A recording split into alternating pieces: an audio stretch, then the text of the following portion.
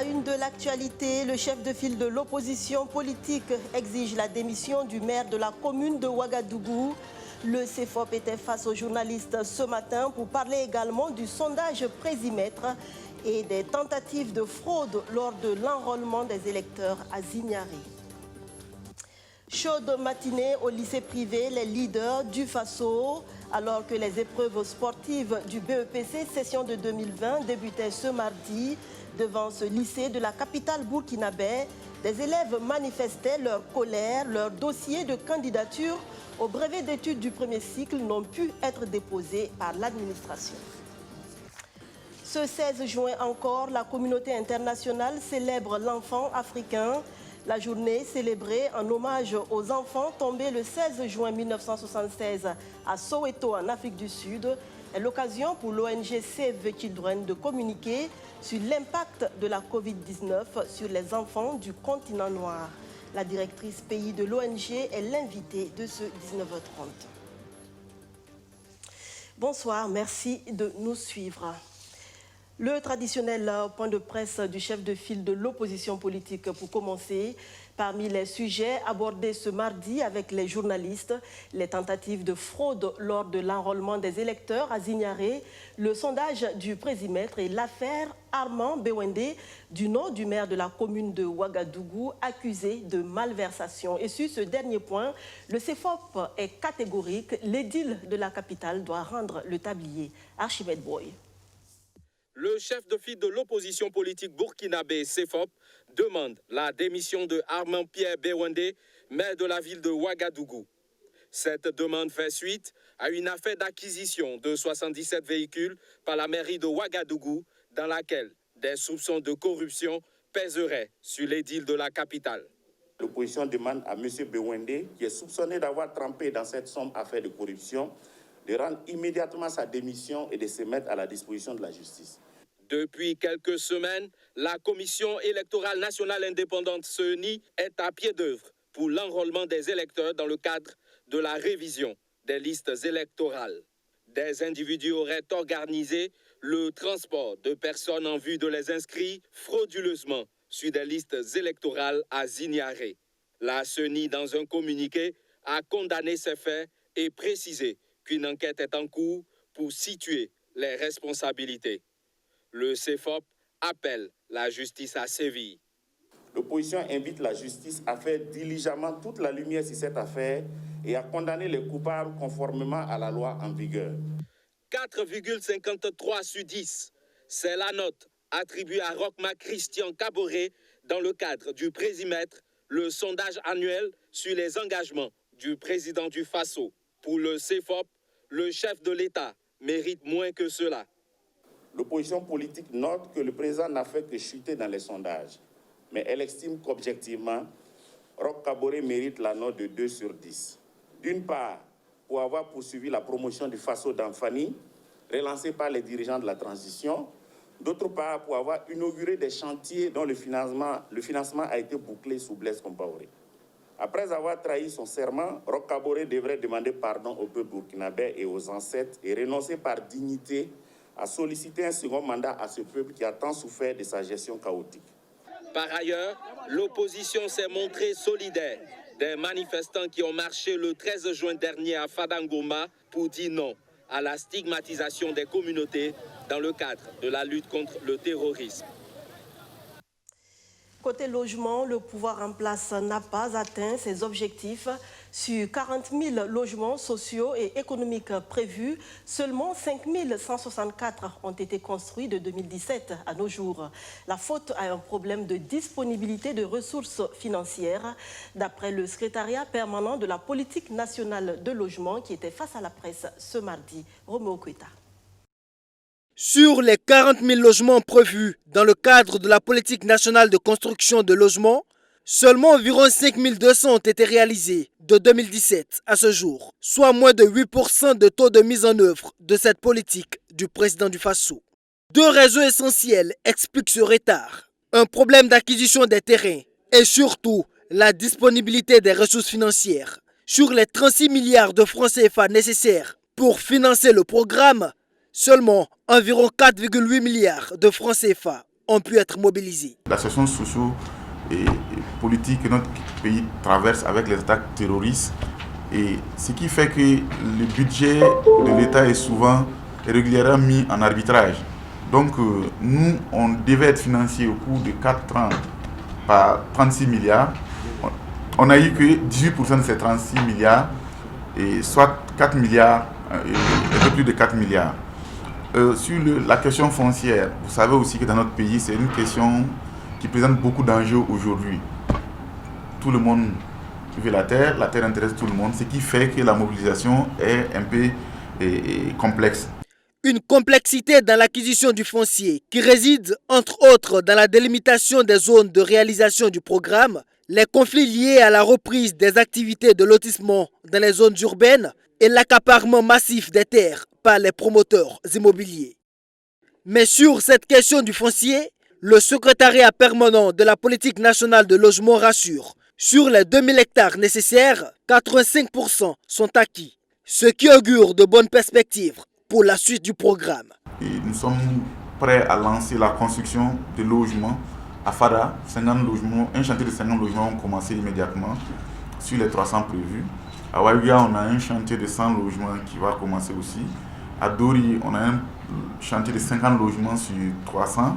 Et à Kaya, on a un chantier de 50 logements sur 300 qui a déjà commencé. Donc nous sommes sereins pour la suite du programme. Et quant à notre capacité d'offrir des logements, étant donné que la question foncière est pratiquement réglée. Toutefois, il faut souligner que le mécanisme de commercialisation des logements basé sur le crédit acquéreur ne permet pas aux populations à faible revenu d'accéder au logement. Du début de la mise en œuvre du programme en 2017 à ce jour, les banques auraient pu accompagner sa mise en œuvre.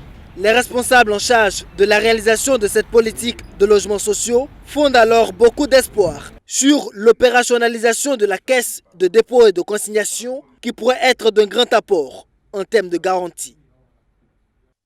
Dans le secteur des transports, par contre, on se frotte les mains.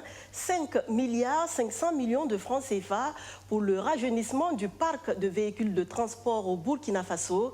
C'est le PAMO7 FC, le projet d'appui à la modernisation du secteur des transports et la facilitation du commerce qui est en marche. L'État burkinabé et la Banque mondiale sont partenaires dans ce projet matérialisé ce matin par une signature de convention. Justin Amontou.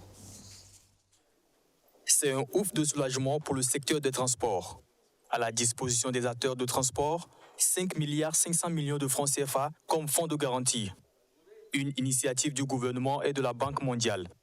Le ministre en charge des transports et le directeur de la Société financière de garantie interbancaire du Burkina procèdent ainsi à la signature de la convention de partenariat pour le renouvellement du parc automobile des transports au Burkina Faso.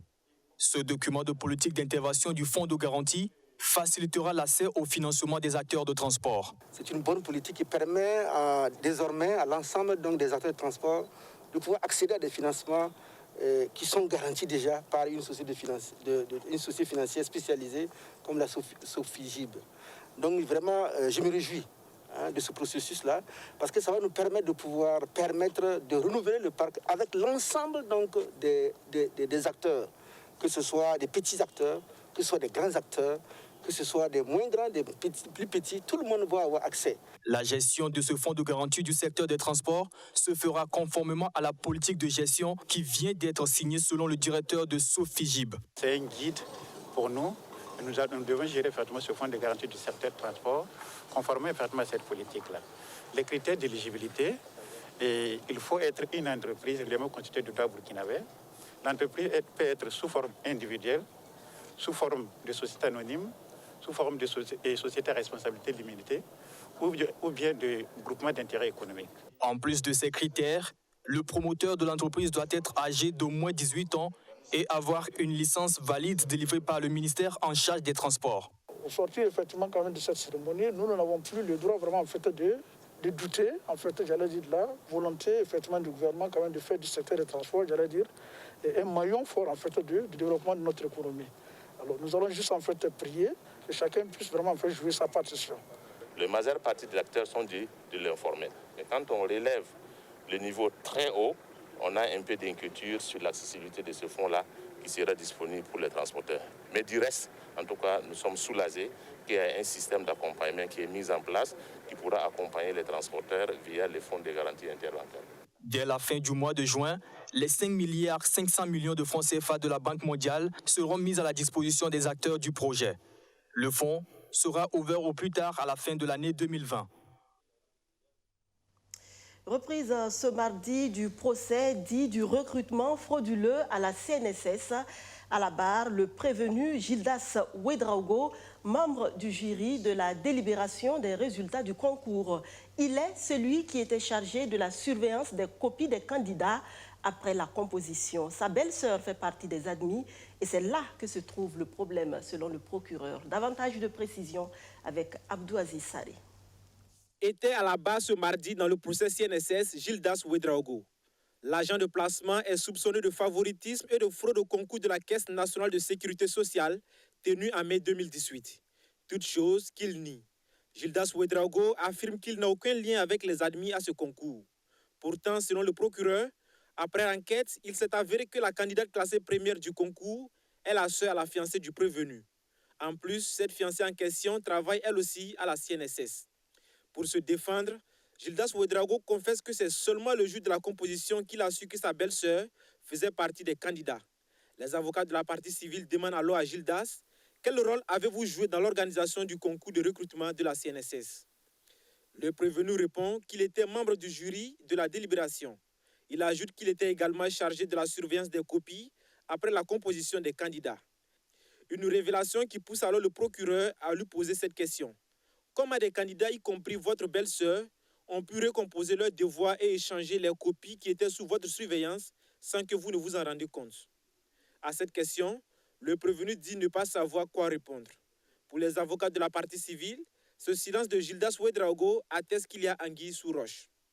C'est vrai que jusqu'à présent, il tente de jouer à la dénégation, à la contestation, mais vous avez vous-même remarqué qu'il y a des contradictions. Des gens font des déclarations et reviennent sur ça quelques minutes plus tard. Ça veut dire justement qu'il y a anguille sous roche et qu'on nous cache quelque chose. Et ça conforte justement notre position, qui est que ces gens, ils ne sont pas poursuivis pour rien.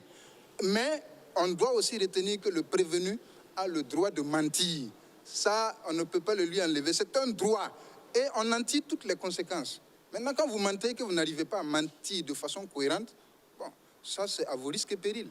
Pour les avocats de la défense, ce n'est pas parce que Gildas Ouedraogo a un lien avec l'un des admis au concours qu'il doit être forcément incriminé. La partie civile, quant à elle, dit être serein et suit avec attention les débats. Le procès reprend le mardi 23 juin avec toujours à la barre Gildas Ouedraogo et d'autres prévenus. Pas de course de fond ni de foulée bondissante au lycée privé Les Leaders du Faso ce mardi, alors que les épreuves sportives du BEPC 2020 démarraient sur l'ensemble du territoire burkinabé.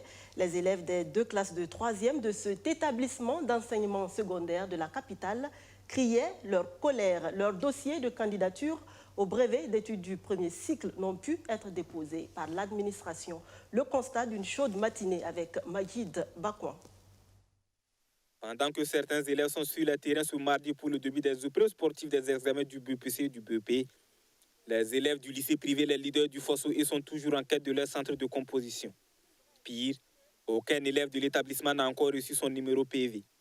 Ils se sentent abandonnés par leur administration, alors ils tirent la sonnette d'alarme. Le directeur nous a informé la fois passée, le mercredi, qu'il tient les PV. Mais puisqu'il y avait des gens qui n'ont pas encore fini de payer les frais de dossier avec l'agent de l'établissement et des trucs de scolarité, il a dit de venir sonner et puis prendre leur numéro PV. Donc, il nous a fait croire qu'il tient les PV de 104 personnes. Il y a une seule personne qui n'a pas pu déposer. Et hier nuit, on vient de m'informer que le directeur n'a pas déposé le dossier. Effectivement, il s'est venu le matin, le protocole de la fourniture vient nous informer que c'est vrai, qu'ils n'ont pas déposé le dossier. Sur place, les manifestants sont soutenus par leurs parents.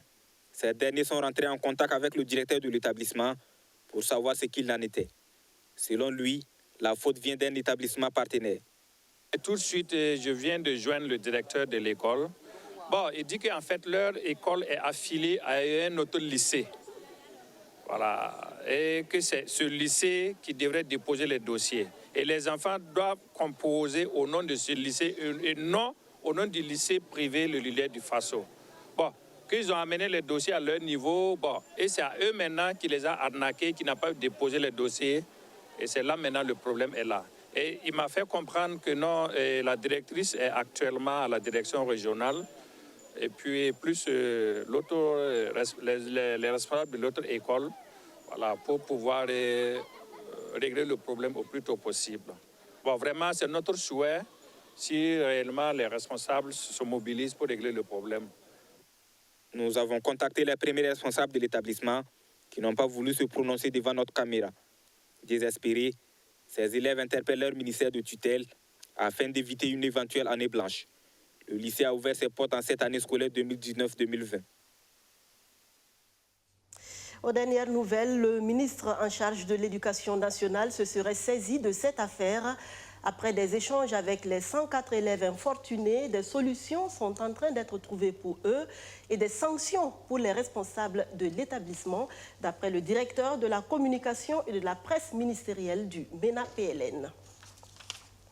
Le bilan d'une année de mise en œuvre de l'appel de Manéga, le comité directeur tire une totale satisfaction de ses actions en faveur de la paix et de la réconciliation.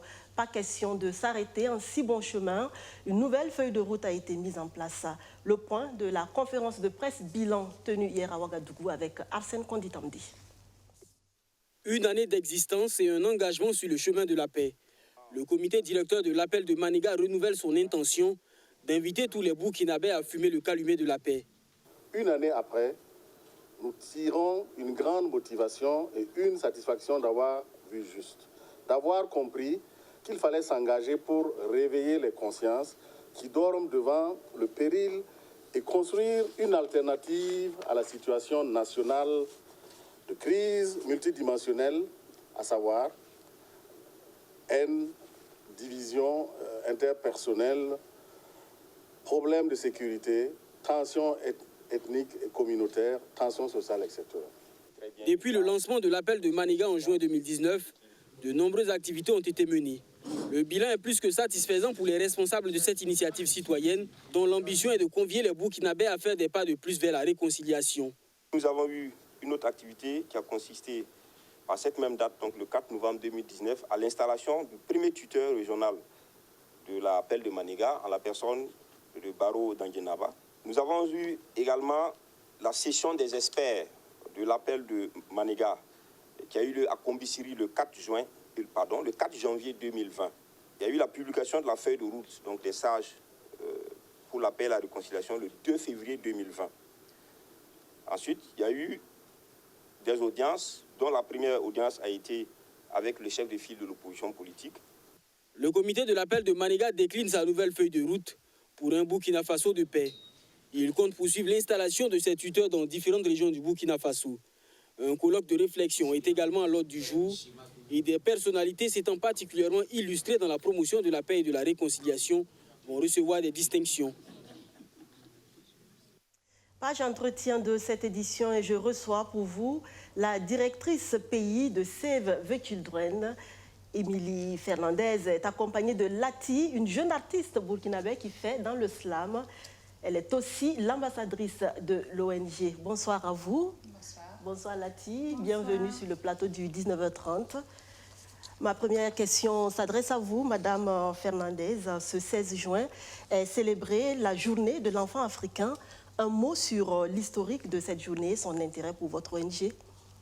D'accord, merci. La Journée mondiale de l'enfant africain commémore un événement tragique, le 16 juin 1976, où des étudiants, des centaines d'étudiants sud-africains ont été tués et blessés par le régime de l'apartheid de l'époque parce qu'ils souhaitaient plus de droits et notamment de droits à une éducation de qualité. Et cette journée est importante pour Save the Children pour rappeler la situation préoccupante des enfants en Afrique et particulièrement au Burkina Faso.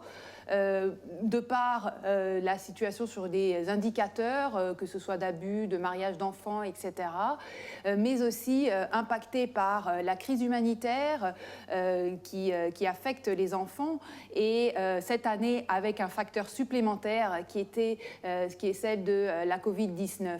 Et donc c'est pour nous l'occasion de rappeler l'importance de préserver les droits des enfants dans le monde et en Afrique particulièrement, où cette année on célèbre le 30e anniversaire de la Charte africaine des droits et du bien-être de l'enfant, et donc il est important que chaque enfant puisse survivre, apprendre et être protégé. Et dans ce contexte particulier, Save the Children a particulièrement interpellé par rapport à l'impact de la Covid-19 sur les enfants, a pu adapter ses programmes et appuyer le gouvernement dans la réponse, appuyer notamment au niveau du ministère de la Santé pour son plan de riposte, notamment au niveau de la communication sur les risques et l'engagement communautaire, pour la diffusion des messages clés, etc.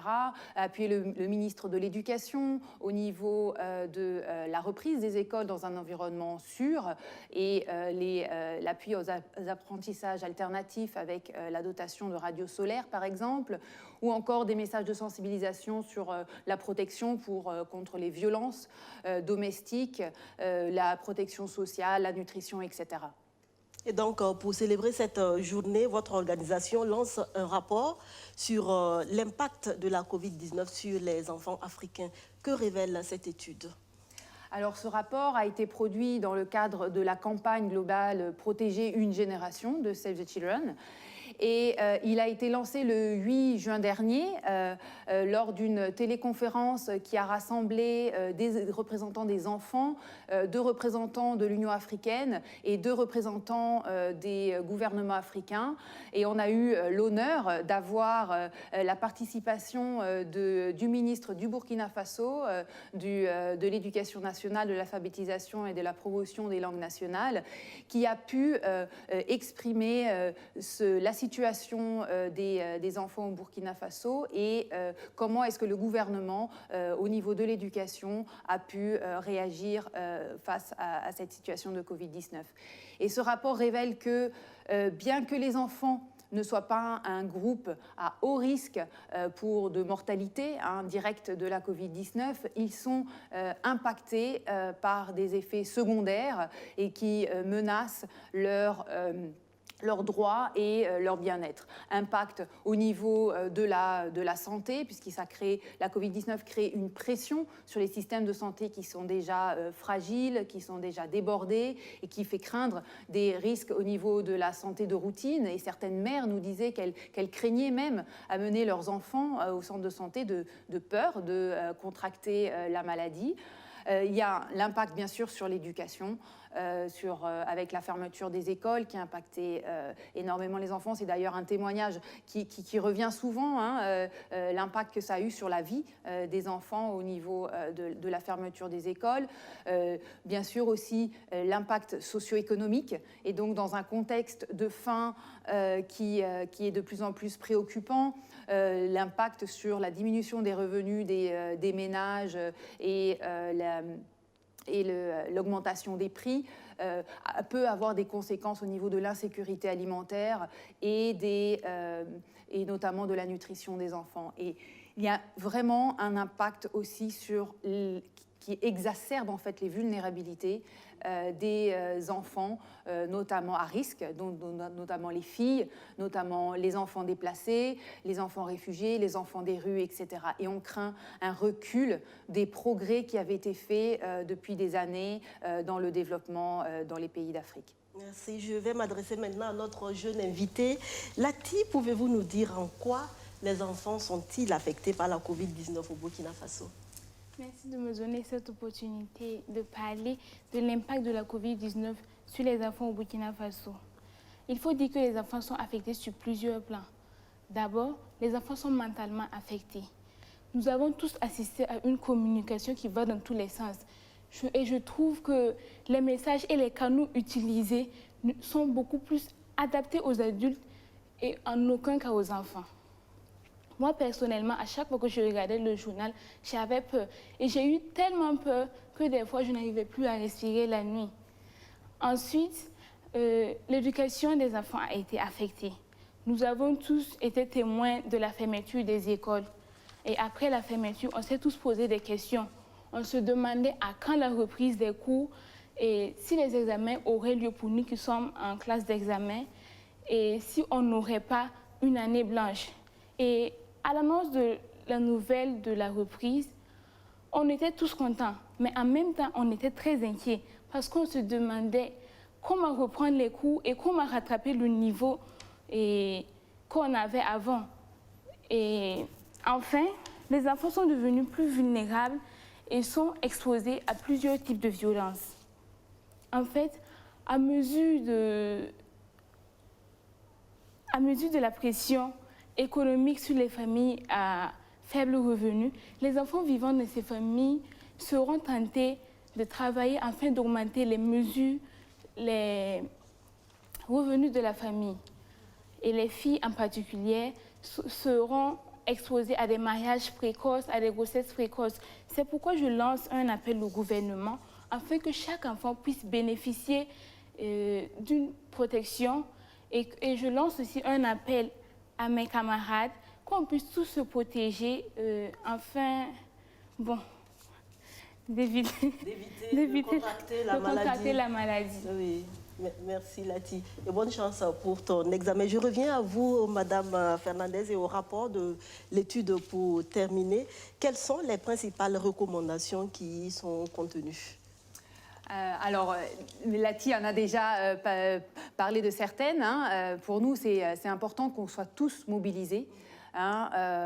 Que ce soit les acteurs du gouvernement, les autorités, les parents. Parce que ça fait beaucoup, quand on entend l'impact, ça fait beaucoup. Tout à fait, et c'est important en fait de placer l'intérêt supérieur de l'enfant en premier et de s'assurer que leurs droits sont préservés, le droit à l'accès à la santé, à l'éducation, et de faire une attention vraiment particulière sur les personnes les plus vulnérables, bien sûr que sont déjà les enfants, mais les catégories encore les plus vulnérables au niveau des filles, des enfants déplacés, etc. Et notamment dans la protection contre le mariage des enfants dont a parlé Lati, etc. Et c'est important de prendre aussi en compte à plus long terme et donc en mettre en place des mécanismes de protection sociale pour les familles les plus vulnérables et que les voix des enfants soient entendues pour comprendre leurs besoins spécifiques. Mais j'aimerais terminer aussi pour dire que c'est important de ne pas... que la Covid-19 n'occulte pas le fait que la situation des enfants avant la Covid-19 était déjà critique et qu'il faut absolument maintenir le niveau d'effort, le niveau d'investissement nécessaire pour venir en appui aux personnes les plus vulnérables qui ont été impactées notamment par la crise humanitaire. Et donc c'est important qu'on soit tous mobilisés à tous les niveaux pour que les enfants puissent jouir d'une enfance épanouie, d'un développement harmonieux pour leur propre avenir et l'avenir du pays. Merci, Émilie Fernandez, directrice pays de l'ONG Save the Children, d'être passée nous voir. Chers téléspectateurs, c'est tout pour ce soir. Je disais donc merci à vous. Vous êtes venus nous parler de l'étude menée par votre ONG sur l'impact de la Covid-19 sur les enfants africains. Merci à vous aussi, Lati, d'être passée nous voir. Je vous laisse refermer ce journal avec quelques déclamations. C'est un hommage que je rends à toutes les mamans pour avoir fait de moi ce que je suis, pour m'avoir guidée sur les bonnes pistes pour que j'essaie de devenir artiste. Pour tout ça, merci maman. Pour tout ça, je t'aime, maman. Merci Lati, bravo. Alors chers téléspectateurs, on se retrouve demain pour un autre point sur l'actualité. Bonsoir.